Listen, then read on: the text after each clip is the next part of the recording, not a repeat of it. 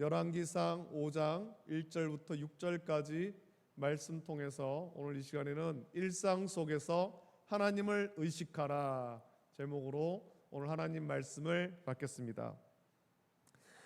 하나님께서 천지를 창조하셨는데 그 창조하신 가운데 사람을 아주 특별하게 창조하셨죠. 각각의 사람에게 특별한 성격을 주셨고 각각 다르게 생각하고 각각 다르게 행동할 능력을 줬습니다. 우리는 이런 것을 종합해서 개성이라고 표현합니다. 우리는 각각 개성이 달라서 같은 일을 하고 같은 것을 보아도 모두 똑같이 생각하진 않습니다. 이것을 우리는 관점의 차이라고 말합니다. 저와 여러분들이 한 교회에서 신앙생활하지만 저와 여러분의 관점에는 차이가 있습니다. 보는 점이 다를 수가 있다는 것입니다. 똑같은 것을 보아도. 쉬운 예로 이런 것이 있죠. 어른과 아이는 키가 다르기 때문에 보는 높이가 다릅니다. 어른의 보는 높이와 아이가 보는 높이가 다르죠. 복잡한 놀이공원에 가서 어린아이의 손만 잡고 다니면 아이는 재밌는 것을 하나도 볼 수가 없습니다. 사람이 가득 찬 그 놀이공원에 가서 아이 손만 잡고 그래 같이 걸어 다니면 아이는 재밌는 것을 하나도 볼 수가 없어요. 아이의 눈높이에서는 그 재밌는 놀이공원이나 뭐 이런 것들이 보이는 것이 아니라 사람밖에 안 보이거든요. 가득 찬 사람. 그래서 놀이공원에 가면 아빠가 아이를 목마에 태워서 다니는 것을 예전에는 많이 볼 수 있었죠. 낮은 곳에서는 재밌는 것을 볼 수 없지만 높은 곳에 올라가면 재밌는 것을 볼 수 있기 때문입니다. 이것이 관점의 차이죠. 높은 곳에서 보느냐 낮은 곳에서 보느냐. 우리는 어떤 일이나 사건을 보는 관점이 달라서 다투기도 합니다. 보통 이 다툼은 관점이 낮은 사람이 불평과 불만이 생기기 때문에 일어납니다. 우리는 관점을 높여서 더 먼 것, 더 높은 곳에서 더 먼 곳, 더 넓은 것을 볼 수 있어야 되죠. 우리가 바라봐야 될 관점은 하나님의 그 약속의 성취라는 관점이죠. 우리는 그것을 바라봐야 되는 것입니다. 눈앞의 것만 보는 것이 아니라 높은 곳에서 하나님 약속의 성취, 그것을 우리는 바라볼 수 있어야 됩니다. 하나님의 약속이 어떤 식으로 어떻게 성취되고 있는가, 그것을 볼 수 있어야 됩니다. 그것을 위해서 우리는 하나님의 마음을 품고, 우리가 지난주에도 말씀 나눴습니다만 영안을 열어서 하나님의 관점에서 우리는 모든 것을 볼 수 있어야 됩니다. 우리 얕은 관점이 아니라 하나님의 관점에서 하나님께서 어떻게 일하고 계시는가 하는 것을 우리는 바라볼 수 있어야 되죠. 우리가 온전한 성도라면 우리의 모든 관점은 하나님의 관점이 되어야 됩니다.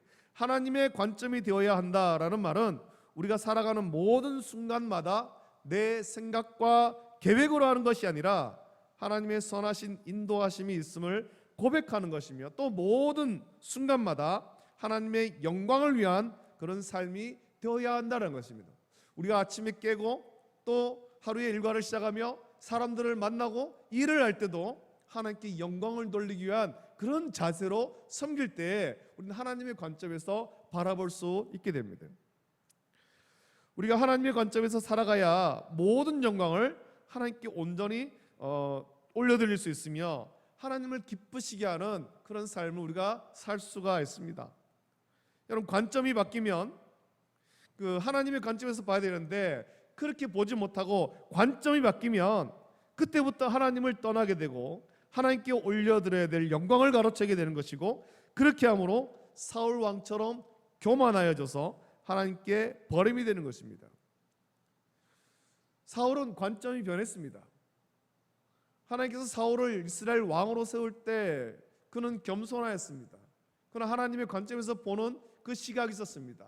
그러나 사울은 변했죠. 그가 점점 교만해졌죠. 관점이 바뀐 것입니다. 관점.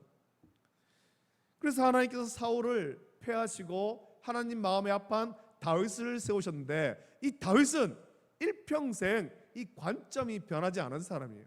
물론 다윗의 일생 중에도 실수가 있었지만 이 관점을 잃어버리지 않은 것입니다. 어떻게 하면 내가 하나님께 영광을 돌릴까? 어떻게 하면 하나님 뜻대로 순종할까? 이 관점을 잃어버리지 않으려고 부쩍 애를 쓴 사람이죠. 일평생 하나님을 사랑하고 하나님의 말씀대로 살아갔던 사람이 다윗 왕입니다. 다윗 왕은 이렇게 하나님의 관점으로 살아가는 것을 그의 아들 솔로몬에게 유언으로 남긴 거죠.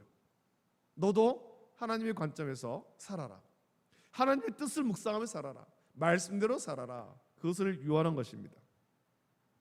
이제 솔로몬이 그 다윗의 유언대로 하나님의 관점으로 살아갈 때 성전을 건축하면서 주변의 나라 왕과 어떤 관계를 맺으며 또 그에게 어떻게 말하는가 하는 것을 우리는 오늘 본문을 통해서 좀 살펴보고자 합니다.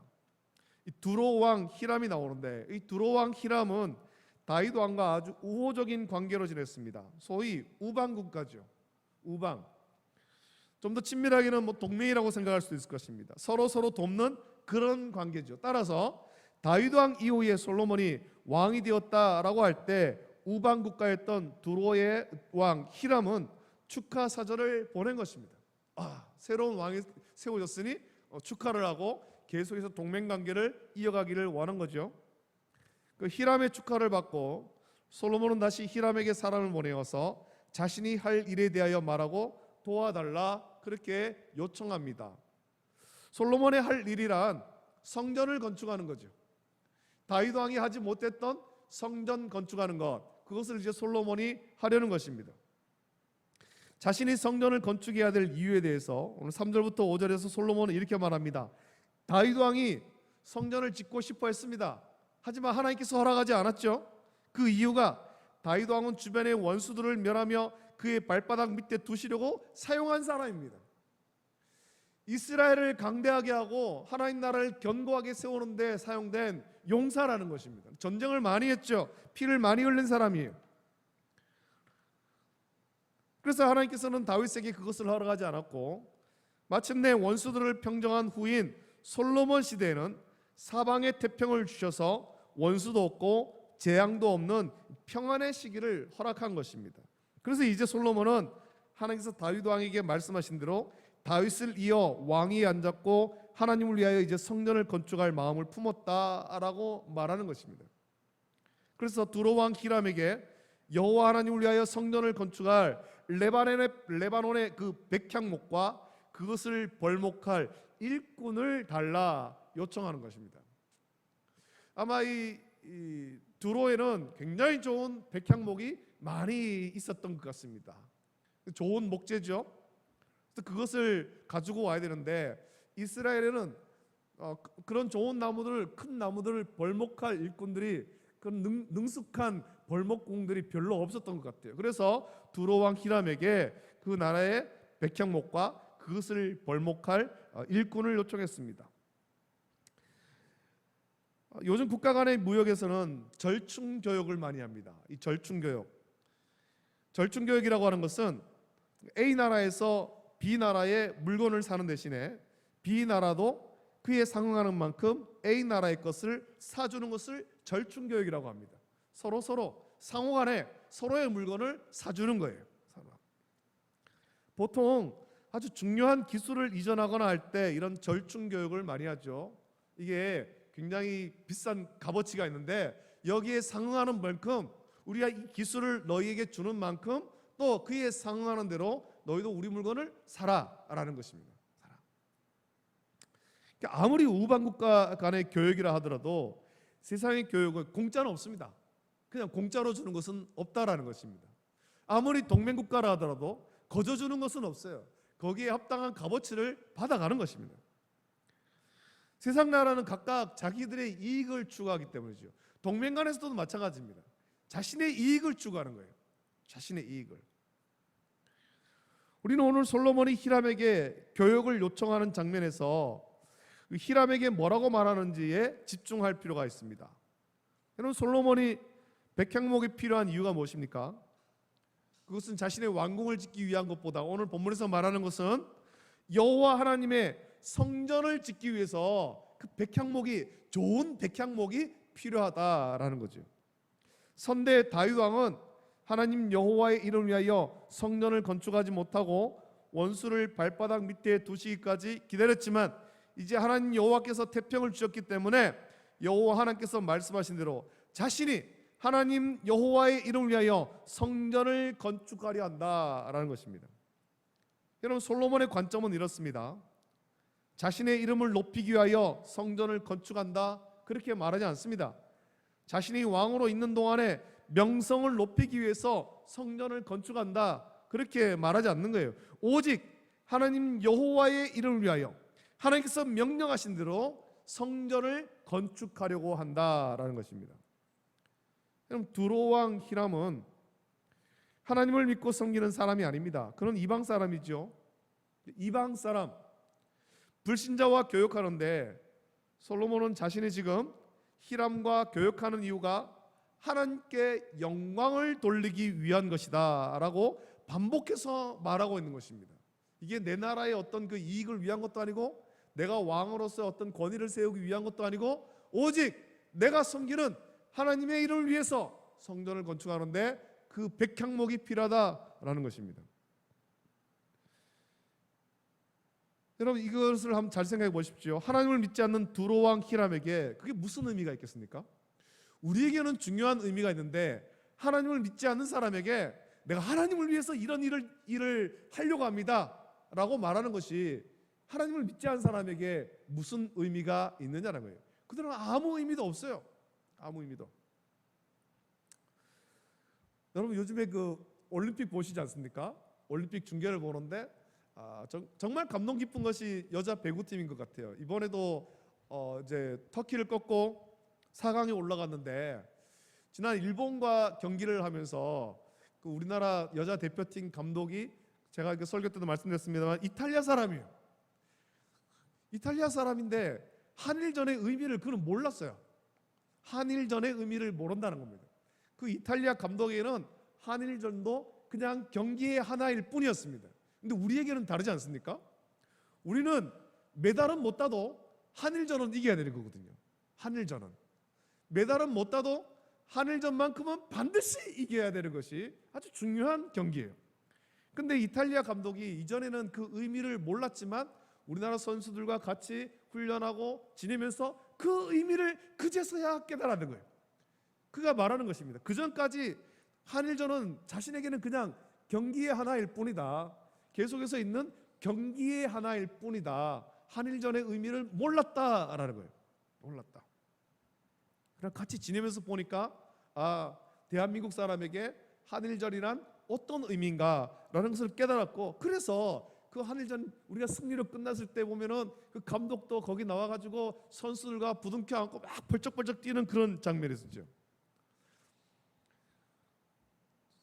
다른 나라 사람은 우리가 일본한테만큼은 이기려고 하는 그 감정을 몰라요.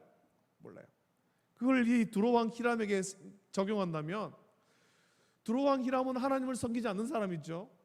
하나님의 이름을 위해서 성전을 건축하기 위해서 당신 나라의 백향목이 필요하다. 그것이 하나님을 믿지 않는 히람에게는 아무 의미도 없다는 것입니다. 그저 그 나무가 필요한 한 사람에 불과한 것입니다. 교육하는 것에 불과한 거예요. 교육하는 것에. 자신은 단지 적절한 대가를 받고 백향목을 주기만 하면 됩니다. 손해보지 않으면 되는 거죠. 불신자인 히람에게 하나님께 영광을 돌리는 일은 관심이 없습니다. 하지만 솔로몬은 반복해서 그 백향목이 필요한 이유가 하나님의 이름을 위하여, 하나님의 영광을 위하여 이 일을 한다 반복하고 있는 것입니다. 이게 관점의 차이죠. 관점의 차이. 여러분, 세속적인 관점에서는 그래서 손해보지 않고 장사하면 됩니다. 백향목을 제값 받고 팔면 되는 거예요. 많은 이익을 남기면 좋지만 미치지 않으면 되는 거죠. 그래서 자신이 유익을 보면 좋은 것입니다. 그러나 하나님을 바라보는 관점에서는 나의 가장 좋은 것을 하나님께 드리고 나의 시간과 물질과 건강을 사용하는 목적이 하나님의 이름을 위한 것이 되어야 하는 것입니다. 내가 시간을 쓰고 내 재물을 쓰는 것, 그것이 하나님께 영광을 돌리는데 사용되어야 한다는 것입니다. 왜냐하면 그것을 하나님께서 기뻐하시기 때문이죠.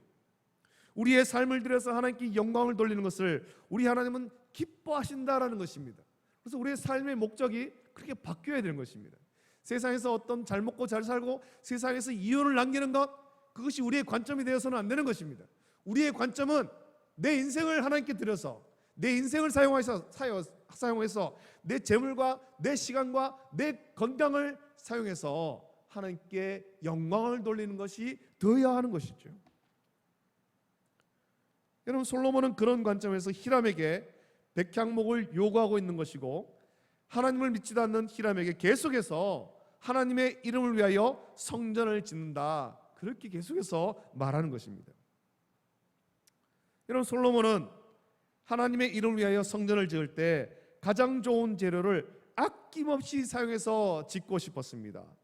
그것은 자기 영광을 위한 것이 아니라 자신을 이스라엘 왕으로 세우신 하나님께 영광을 돌리기 위해서입니다. 내가 하나님께 드리는데 내가 가진 것 중에 제일 좋은 것 하나님께 드리겠다. 그것이 솔로몬의 자세죠. 어떻게 하면 하나님을 영화롭게 하고 어떻게 하면 하나님을 기쁘게 할지를 솔로몬은 생각하고 있다는 것입니다. 그래서 가장 좋은 백향목을 구할 때 아끼지 않은 거죠. 아마 이 솔로몬이 히람에게 이 백향목을 구할 때 가장 좋은 백향목을 구할 때 솔로몬은 아끼지 않았을 것입니다. 히람이 터무니없이 높은 금액을 말해도 그것을 주고 가장 좋은 재료를 구했을 것입니다. 왜냐하면 그 재료는 자신을 위해 사용하는 것이 아니라 하나님의 이름을 위해서 성전을 짓는 데 사용되기 때문입니다. 하나님께 드릴 때 가장 좋은 것을 아낌없이 드리려는 것이 솔로몬의 관점이에요. 내가 하나님께 드리는데 어떻게 허투루 드릴 수 있는가? 내가 하나님께 드리는데 어떻게 허술한 걸 드릴 수 있는가? 가장 좋은 것을 드려야 되지. 그 관점 아닙니까? 옛날 우리 어른들은 하나님께 예물을 드릴 때 주일을 드릴 그 헌금을 준비할 때 집에서 미리 그 헌금을 준비하지 않습니까? 준비하면서 가능하면 새 돈을 준비를 하고, 그렇지 않았으면 그 가지고 있는 것 중에 가장 깨끗하고 가장 새 것에 가까운 것을 골라서 그것을 성경책 사이에 딱 끼워 놓고 그렇게 준비해서 하나님께 드렸습니다. 그렇게.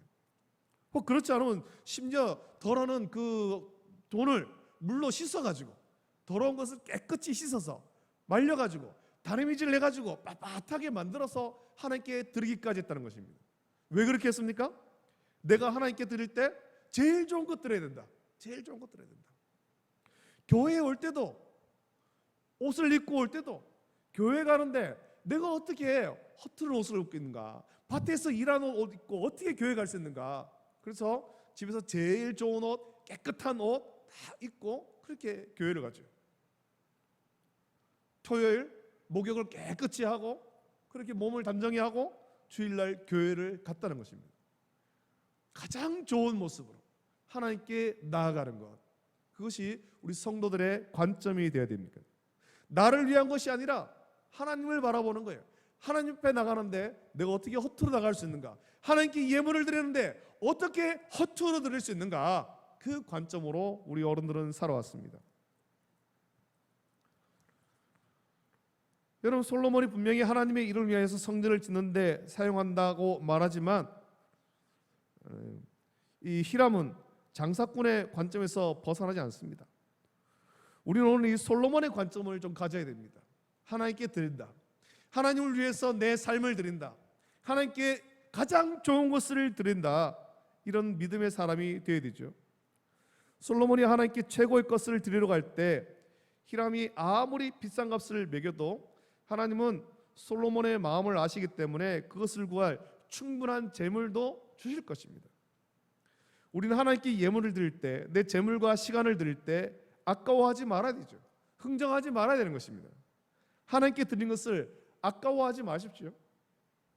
지금 솔로몬의 모든 생각은 어떻게 하면 하나님을 영화롭게 할까? 어떻게 하면 하나님께 가장 좋은 것을 드릴까? 여기에 다 집중되어 있는 거예요. 이런 솔로몬의 마음이 하나님께 최고의 것을 아낌없이 드리는 것으로 나타났죠. 또 솔로몬이 항상 하나님을 묵상하며 하나님께 최고의 것을 드릴 때 하나님은 솔로몬을 기뻐하시고 그의 삶을 형통하게 하셨음을 우리는 성경을 통해서 확인할 수가 있습니다.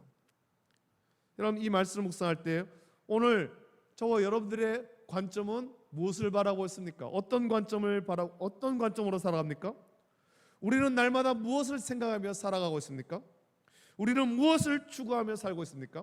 우리의 관점이 하나님을 바라보는 관점 되기를 예수님의 이름으로 축복합니다. 하나님께 영광을 돌리는 삶을 온전히 살아가는 저와 여러분 되길 원합니다. 삶의 모든 순간 하나님을 묵상하십시오. 우리가 삶의 모든 순간 하나님을 영화롭게 하려는 그런 삶을 우리는 살아가야 됩니다. 하나님께 최고의 것을 드리는 마음을 품으십시오. 내가 가진 재물, 내가 가진 시간, 그 중에 최고의 것을 하나님께 아낌없이 드리는 그런 마음을 우리는 항상 품어야 할 것입니다.